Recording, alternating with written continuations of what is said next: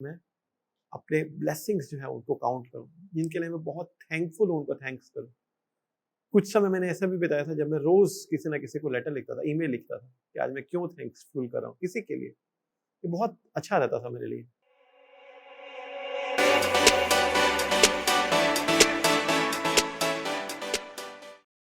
Hello everyone, आज हम इस वीडियो में जानेंगे कि हम अपनी प्रोडक्टिविटी कैसे बढ़ा सकते हैं।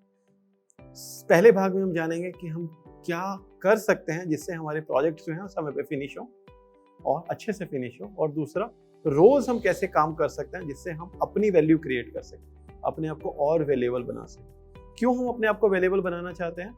यदि आप अपने जॉब पे समय बिताएंगे तो आपको एक बहुत अच्छा पैसा मिलेगा, लेकिन अगर आप अपने ऊपर समय बिताएंगे तो आपको एक बहुत बढ़िया जिंदगी मिलेगी। तो हम कैसे अपने आप पे समय बिता सकते हैं, कैसे अपने आप को और वैल्यूएबल बना सकते हैं, वो हम जानने की कोशिश करेंगे दूसरे भाग में।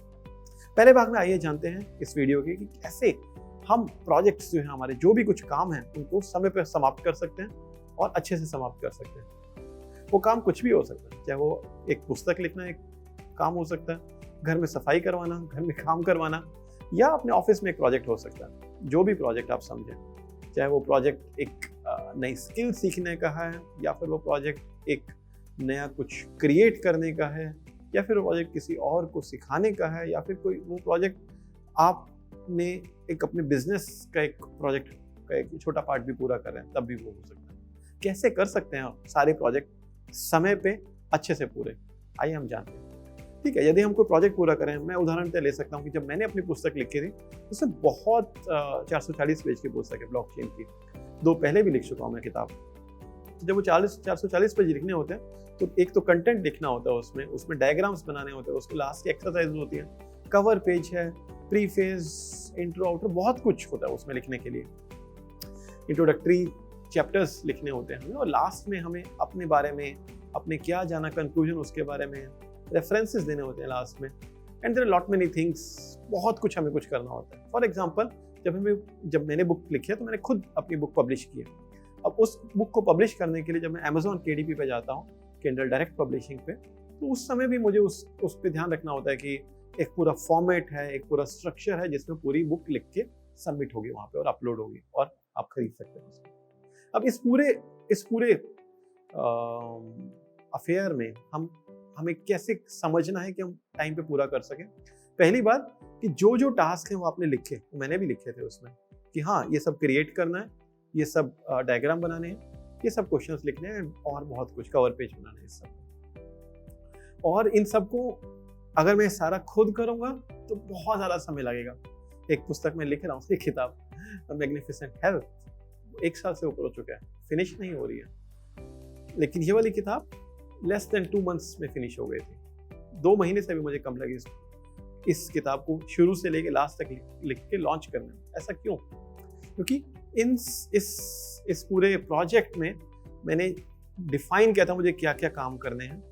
मैंने उन लोगों को असाइन किया, उनको काम करना है, और उनको बताया उनके साथ कि रोज आपके ये काम है, हफ्ते में आपके ये काम है, और पूरे प्रोजेक्ट में आपके ये काम है। और उनके साथ एक्सेल शीट पे लिखा कि आज आपके ये काम है, कल ये काम है, परसों ये काम है, अगले दिन ये काम है।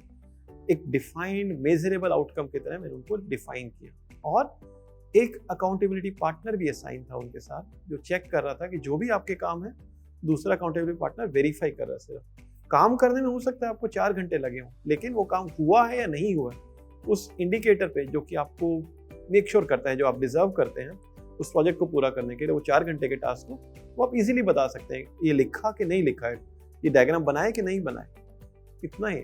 और वो को इजीली वेरीफाई कर सकता है, 30 सेकंड से भी कम लगेगा उनको वेरीफाई करने में, किया है कि नहीं किया। एंड रोज का काम, जो पूरा प्रोजेक्ट था, उसमें हफ्ते में 4 दिन का काम 1 दिन बफर रखा गया था, और एक अकाउंटेबिलिटी पार्टनर था जो चेक कर रहा था कि रोज का काम रोज हो रहा है या नहीं हो रहा है, और उस क्वालिटी का हो रहा है जिसमें हम एक्सपेक्ट कर रहे हैं। एंड लास्ट में मेरा पूरा काम यही था कि जिनको जो काम असाइन किया गया है वो उसको ठीक से कर रहा है। इवन अकाउंटेबिलिटी पार्टनर के होने के बावजूद भी ठीक से इंश्योर करना कि जो आप काम कर रहे हैं वो बहुत वैल्यूएबल है, बहुत इंपॉर्टेंट है, बहुत मीनिंगफुल है, आपके लिए भी, मेरे लिए भी, और समाज के लिए भी। इसीलिए समझाना बहुत ज़रूरी है। जब हम काम कर रहे होते हैं, एक सिस्टम बनाया जाए, एक स्ट्रेटेजी बनाया जाए जिससे हम काम करें। उस स्ट्रेटेजी में क्या क्या होगा, टोटल क्या क्या काम है आपको करने के लिए, उदाहरण से अगर आप मान सकते हैं घर में आपने कुछ कंस्ट्रक्शन करनी है, अगर सिर्फ पेंट भी करना है अपने घर में, तो पहले आप बैठिए ठेकेदार के साथ या फिर जो पेंट करने हैं उनके साथ कि आज आपका एक दिन में इतना होगा, अगले दिन में इतना होगा, तीसरे दिन में ये होगा, चौथे दिन में ये होगा। अगर आपने नहीं लिखा होगा कि जिस दिन कितना कितना होगा, लोग चाहे मानने को तैयार नहीं होंगे कि कितना होगा, लेकिन आप अंदाजा ले सकते हैं किसी से, किसी भी एक्सपर्ट से अंदाजा ले लीजिए कितना समय लगता है एक दीवार को इस मौसम में करने के लिए, और 4 लोग अगर काम कर रहे हैं तो उनको कितना काम होना चाहिए एक दिन में, और उन लोगों को बताइए पहले दिन, चाहे 1 घंटा लगे आपको बताने के लिए, तो लोग समझने को तैयार नहीं होंगे, वो बोलेंगे कि शायद जितना हो जाएगा हो जाएगा। लेकिन आपके लिए बहुत ज़रूरी है कि ट्रैक करना, लिखना कि किस दिन क्या काम होना चाहिए। अगर वो आपके पास में लिखा हुआ किस दिन क्या काम होना चाहिए, कौन कौन क्या क्या कर रहा है, तभी आप चेक कर पाएंगे किसने कितना काम किया और कहाँ पे हम पीछे रह रहे हैं, क्या हम सबक ले सकते हैं इससे। हम कब घर बनाना शुरू करते हैं? जब घर बन जाता है, यानी कि हम घर तब बनाना शुरू करते हैं जब हमारे पास माइंड में पेन पेपर पे क्लियरली विजुअलाइज हो रहा है कि कहाँ हम लैंड लेंगे, कैसे हम उसकी रजिस्ट्रेशन करवाएंगे, क्या उसका आर्किटेक्चर होगा, कहाँ से सारा बेसिक सामान आएगा, ईंट, रोड़ा, पत्थर, लकड़ी, बिजली का कहाँ से आएगा सामान, पंखा, ये कहाँ से लिया जाएगा, कौन लोग इसमें काम करेंगे, कैसे काम करेंगे, कैसे मैं वेरीफाई करूँगा, इंश्योर करूँगा कि समय पर हो रहा है या नहीं। इसके बाद मुझे ये भी ध्यान रखना है कि वो हो रहा है या नहीं हो रहा है, क्या क्या चीज़ें मैं नहीं जानता हूँ जो हो सकती है, या जानता हूँ जो मैंने इसमें नहीं रखा है वो हो सकती है, उसको पहले ही एलिमिनेट कर दिया। घर बनाते हुए बारिश आ सकती है, मौसम खराब हो सकता है, तो पैसे बढ़ा सकते हैं लोग जो वर्कर काम कर रहे हैं, अचानक से बहुत तेज बारिश हो सकती है, और बहुत सारी चीज़ें हमें पता है जो घर बनाते हुए हो सकती हैं। तो वो सब हम कैसे मैनेज करेंगे, कितना पैसा किस चीज़ में लगेगा, एक एक चीज़ में हमें लिखना होगा, मैनेज करना होगा।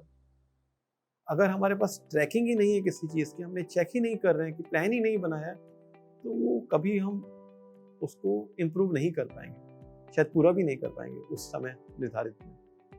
तो इससे हम इंश्योर, कोई भी आपका प्रोजेक्ट है, चाहे वो अपने किचन साफ करने का प्रोजेक्ट है त्योहार के मौसम में, त्योहार के साथ, या फिर अपने बच्चे को पढ़ाने का है, या फिर खुद कुछ नया सीखना है, क्या हमेशा मेंटेन कीजिए कि क्या क्या काम होंगे टोटल, और रोज़ मैं क्या करूँगा, और कि कोई एक अकाउंटेबिलिटी पार्टनर है जो चेक कर रहा है मैं वो रोज़ कर रहा हूँ, बहुत ज़रूरी है। और बस यही है आपको किसी भी प्रोजेक्ट को पूरा करना। हाँ, लेकिन प्रोजेक्ट को पूरा करते हुए हम अपनी प्रोडक्टिविटी कैसे बढ़ा सकते हैं? 5-6 काम हम कर सकते हैं। पहला काम हम कर सकते हैं कि अब चेक कीजिए हमारा फोकस कहाँ है। अगर हमारा ध्यान, अब हम घर जाने के बाद क्या करेंगे, पहले क्या किया था, ये सब राशन खरीदना है, मैं कैसा लग रहा हूँ, ये अगर हमारे माइंड इस चीज़ से ऑक्यूपाइड है तो हम उस चीज़ पे फोकस नहीं कर पाएंगे जो हम काम कर रहे हैं। क्वालिटी ठीक नहीं रहेगी, दूसरा हमें स्ट्रेस ज़्यादा होगा, तीसरी बात टाइम शायद समय में पूरा भी ना हो। और अगर हम 5 चीज़ें करेंगे बजाय इसके एक चीज़ कर रहे होंगे, तो वो एक चीज़ तो कम से कम टाइम पे हो पाएगी। 5 चीज़ कर रहे होंगे, नहाते हुए हम कुछ सोच रहे होते हैं, क्या लेटर लिखेंगे, क्या मैसेज लिखेंगे, क्या रिप्लाई देंगे उसको, ये समय नहीं है उस समय मेल लिखने का, या सोते हुए हम मेल लिख रहे होते हैं, नहीं। क्लियर कीजिए कि जो हम कर रहे हैं उसमें सिर्फ वही कर रहे हैं, अन्यथा बहुत मुश्किल हो सकती है और तनाव भी हो सकता है हमें काम करते हैं। दूसरी बात जो मैं रोज़ करता हूँ वो एक्सरसाइज इसलिए आवश्यक है ताकि आपका रिदम बना रहे, एंथुजियाज्म बना रहे, आप फ्लो में जाके काम कर सकें। जब तक आप फ्लो में नहीं होंगे शायद आप उस क्रिएटिविटी से काम नहीं कर पाएंगे। जब तक आपकी क्रिएटिविटी नहीं बढ़ेगी तो आपकी वैल्यू, आप वैल्यूएबल उतना शायद नहीं हो पाएंगे किसी के लिए। अगली बात जो बहुत ज़रूरी है, जिसको मैं 3 अलग अलग बातों में कह सकता हूँ, एक मेडिटेशन जब हम करते हैं इसका मतलब ये नहीं है कि हमने सब छोड़ दिया या हम रिजर्व हो गए। मेडिटेशन का मतलब शांत बैठे हम थोड़ी देर के लिए, चाहे हम सिर्फ अपने सांसों पे फोकस कर रहे हैं या हम कोई गाइडेड मेडिटेशन कर रहे हैं या कुछ भी हम कर रहे हैं, तो उससे हम ज़्यादा ग्राउंडेड रहते हैं, ज़्यादा क्रिएटिव हो पाते हैं, हमारी इंटेंशन स्ट्रांग हो पाते हैं, हमें क्यों कर रहे हैं उस पर हम ज़्यादा ध्यान दे पाते हैं, बजाय इसके कि हम रोज़ एक्शन लेते हैं। हम अपने आप को ऑब्जर्व ज़्यादा कर पाते हैं कि हम कैसा फील कर रहे हैं, हम कहाँ इम्प्रूव कर सकते थे, हमें क्या अच्छा लग रहा है, क्या अच्छा नहीं लग रहा है। सभी के अलग अलग हो सकता है। ज़रूरी नहीं है कि आप कुछ शब्द बोले वो किसी को उसी इंटेंसिटी में चोट पहुंचाए या उसी इंटेंसिटी में खुश करे किसी को जो आपको कर रहे हैं। आपको क्या अच्छा लगता है, क्या नहीं अच्छा लगता है, आप कैसा फील कर रहे हैं, आप कैसा देख रहे हैं, आप क्या सीख रहे हैं जब आप कर रहे हैं उसको करते हैं। ना केवल जो करते हुए सीख रहे हैं एक्चुअल टास्क, बजाय इसके अपने बारे में क्या सीख रहे हैं आप। ये आप तभी कर पाएंगे जब आप ज़्यादा शांत रहेंगे। शांत रहने से कैसे हो पाएंगे, हम ग्राउंडेड कैसे रह पाएंगे अपनी गुडनेस में, अपने सत्वता में, अपनी मॉडरेशन में, अपनी क्रिएटिविटी में कैसे इंप्रूव कर पाएंगे, जब हम ज़्यादा अपने आप को देख पा रहे हैं, अपने आप को ऑब्जर्व कर पा रहे हैं, अपने इंटेंशंस प्यूरिफाई कर रहे हैं। और इसको साथ साथ करते करते हम ये भी देख पाते हैं कि हम क्या ऑब्जर्व कर रहे हैं। तो मेडिटेशन जो हम 10 मिनट या 15 मिनट रोज करेंगे या करते हैं, उसका एक बहुत सिंपल सा एग्जाम्पल है कि हम ज़्यादा क्रिएटिव हो जाते हैं। और जब हम ज़्यादा क्रिएटिव होते हैं तब हम और अच्छे से अपनी वैल्यू बढ़ा पाते हैं, और हम जो भी कर रहे हैं उसमें हम अपने दिल से काम कर पाते हैं। इसके अलावा मैं रोज़ थोड़ी देर के लिए बुक भी पढ़ता हूँ। बुक यानी कि किसी और की लिखी हुई किताब पढ़ना बहुत ज़रूरी है। ना केवल इससे हमारे विचार खोलते हैं, हम किसी और का पर्सपेक्टिव जानने का भी समझ पाते हैं, वो क्या फील कर रहे हैं एक उसी समस्या के लिए, उसी परिस्थिति के लिए। उसी परिस्थिति में कोई किस तरह समझ सकता है, या जीवन को किस परिस्थिति में देख रहे हैं, या समय को किस परिस्थिति में देख रहे हैं, या किसी एक स्किल को किस परिस्थिति में देख रहे हैं, या कैसे इंप्रूव करने के लिए कह रहे हैं। ये हम तभी जान पाते हैं जब हम कोई किताब पढ़ रहे होते हैं किसी की लिखी। आप ये जान सकते हैं किसी ने अपने जीवन का जो भी उसने सीखा हुआ है वो एक किताब में लिख देता है, वो हमें 300-500 रुपए में मिल जाती है किताब। आप ये समझ सकते हैं उसका जीवन का सार, उसने जो भी सीखा है, जो भी बताना चाहता है, सिखाना चाहता है, जो उसकी स्टोरी है उसने बुक में लिख दिया है। तो जब हम वो पढ़ते हैं तो ना केवल हम उसका पर्सपेक्टिव जानते हैं, उसका लाइफ के लेसन्स जानते हैं, बल्कि हम ये भी जानते हैं कि हम किसी और का पर्सपेक्टिव कैसे सुन सकते हैं। मार्शल आर्ट्स में बहुत इंपॉर्टेंट है। मार्शल आर्ट्स में 4 चीज़ें करने को कही जाती है। नंबर 1, आप गार्डनिंग कीजिए। गार्डनिंग का मतलब, गार्डनिंग जब हम करते हैं या बागवानी जब हम करते हैं, तब हम जो खराब चीज़ें को कट कर देते हैं। तो हमें अपने जो खराब चीज़ें, अपने विचार, अपने मन में जो आदतें हैं उसको कट करना आना चाहिए। दूसरी बात जब मार्शल आर्ट्स में सिखाई जाती है वो है किताब पढ़ना। जब हम किताब पढ़ते हैं दूसरे का पर्सपेक्टिव जानने की कोशिश करते हैं। तो मार्शल आर्ट्स में बहुत ज़रूरी है कि दूसरे का पर्सपेक्टिव क्या है समझने की कोशिश करें। तीसरी बात, वो नृत्य या फिर फाइन आर्ट्स करने को बहुत बोलते हैं। जब हम नृत्य करते हैं तो एक बहुत फाइननेस आती है, एक अच्छे हम कला से कर पाते हैं। या ब्रश जब हम करते हैं तो एक एलेक्रिटी आती है हमारे लाइफ में, एक बहुत सुंदरता आती है, एक अलग श्रृंगार आता है हमारे इवन जब हम अटैक भी कर रहे होते हैं तो हम बहुत प्रिसाइसली और अच्छे से कर पाते हैं उस चीज़ को। और इसके अलावा मार्शल आर्ट्स में बाकी और चीज़ें भी बताई गई। तो जब हम बागवानी करते हैं, पुस्तक पढ़ते हैं, पेंटिंग या कैलीग्राफी करते हैं, एक अलग फाइननेस आती है हमारे लाइफ में। पेंटिंग करते हुए बहुत फाइन हम काम कर पाते हैं। और जब हम नृत्य करते हैं तब हम एक बहुत ही मधुरता से एक सुर में उस चीज़ को कर पाते हैं। हमारे जो अटैक भी होता है वो एक बहुत अलग फाइननेस लेके आता है जब हम करते हैं। एक बहुत अलग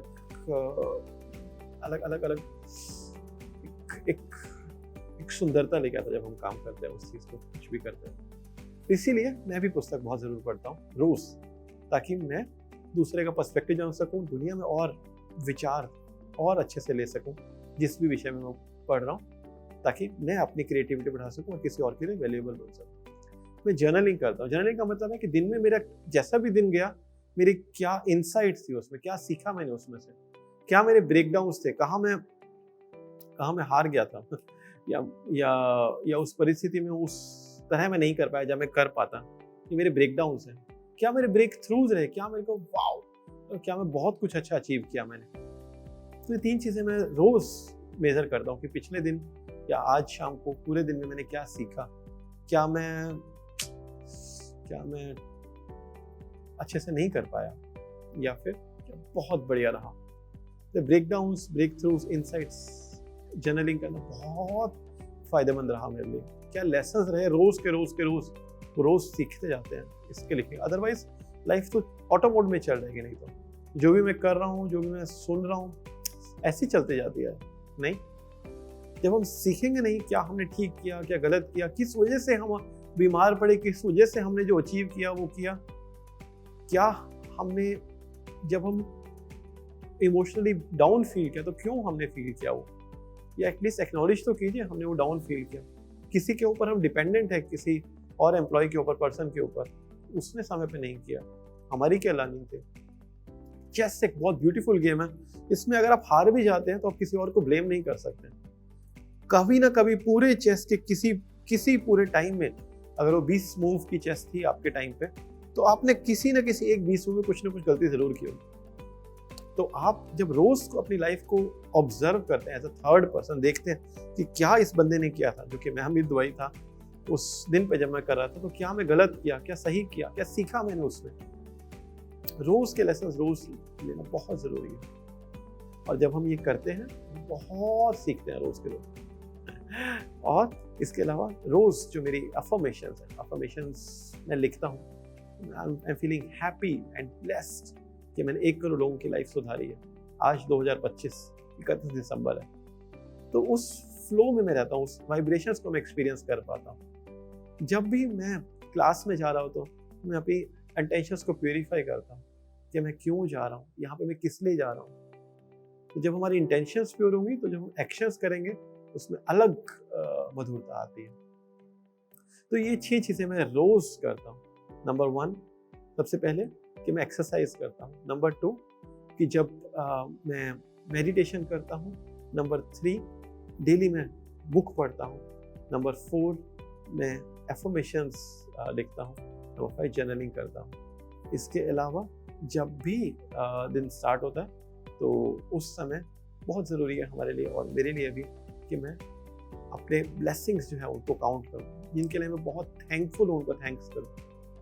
कुछ समय मैंने ऐसा भी बिताया था जब मैं रोज़ किसी ना किसी को लेटर लिखता था, ईमेल लिखता था कि आज मैं क्यों थैंक्सफुल कर रहा हूँ किसी के लिए। ये बहुत अच्छा रहता था मेरे लिए। आज मैं उसको थोड़ी देर के लिए अपने मन में विचार करता हूँ कि मैं जो भी मेरे सामने है, चाहे मेरे परिवार हैं, चाहे मैं आपसे बात कर रहा हूँ यहाँ पे, मैं क्यों उसके लिए ब्लेस्ड फील कर रहा हूँ। तो ये सब बातों से मैं अपने आप को खुश फील करता हूँ और अपनी क्रिएटिविटी बहुत बढ़ा पाता हूँ। और जैसा हमने शुरू में देखा कि जब हम सिस्टम से काम करते हैं, एक स्ट्रेटेजी से काम करते हैं, तो वो काम हो भी पाते हैं। इन दोनों तरीकों से हम अपने वैल्यू बढ़ा सकते हैं, अपने वैल्यू समय पे डिलीवर कर सकते हैं, टाइम पूरा कर सकते हैं हम इसमें, और हमेशा हम अपने आप को वैल्यूएबल फील करा सकते हैं। अगर हम वैल्यूएबल फील कर रहे हैं तो हम जब अपनी वैल्यू बढ़ा रहे हैं तभी हम अपनी अबंडेंस बढ़ा पाएंगे। Again, thank you so much. Good day.